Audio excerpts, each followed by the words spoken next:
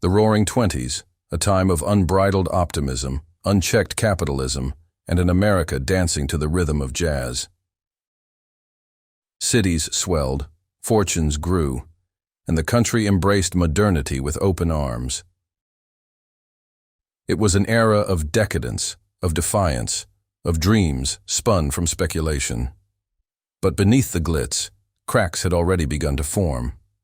In October of 1929, the music stopped. The stock market crash sent shockwaves through the American economy, and in its wake, the Great Depression gripped the nation. Banks failed, businesses shuttered, and bread lines stretched across city streets. Unemployment soared to unimaginable heights. The promise of prosperity had collapsed, leaving millions in despair. In the darkest hour, a new voice emerged. In 1933, Herbert Hoover's depression led to the election of a charismatic governor of New York, Franklin Delano Roosevelt. During his 1932 campaign, he had promised a New Deal for the American people, though he had offered few details. It was in his inaugural address and the crucial first months of his presidency that he clearly laid out his vision. He sought to rebuild America through public works, social programs, and federal relief efforts, all designed to put the country back on its feet. Among these efforts was the Works Progress Administration, or WPA, a lifeline for unemployed Americans. It built roads, schools, and parks, but beyond brick and mortar, it also sought to preserve the soul of the nation. Through the Federal Writers Project, a generation of authors, poets, and journalists found work, documenting American life in all its forms.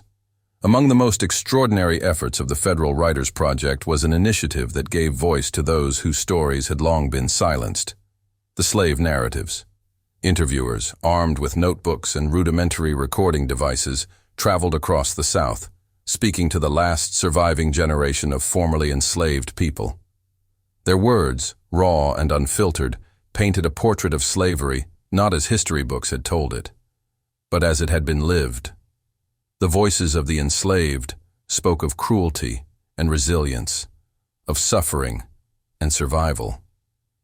They spoke of families torn apart, of songs sung in fields, of dreams that had endured beyond bondage. These narratives, collected in the thousands, became one of the most significant historical records of American slavery, a testament to both its horrors and the indomitable spirit of those who endured it. Today, these narratives are stored inside the Library of Congress and remain a powerful window into the past, challenging myths, deepening understanding, and ensuring that the voices of those once silenced continue to be heard. From the jazz-filled nights of the Roaring Twenties to the depths of the Great Depression, from a nation rebuilding itself to one reclaiming its history, the path to the slave narratives was shaped by crisis. But their legacy is one of truth.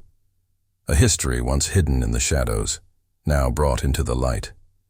The echoes of the past speaking still.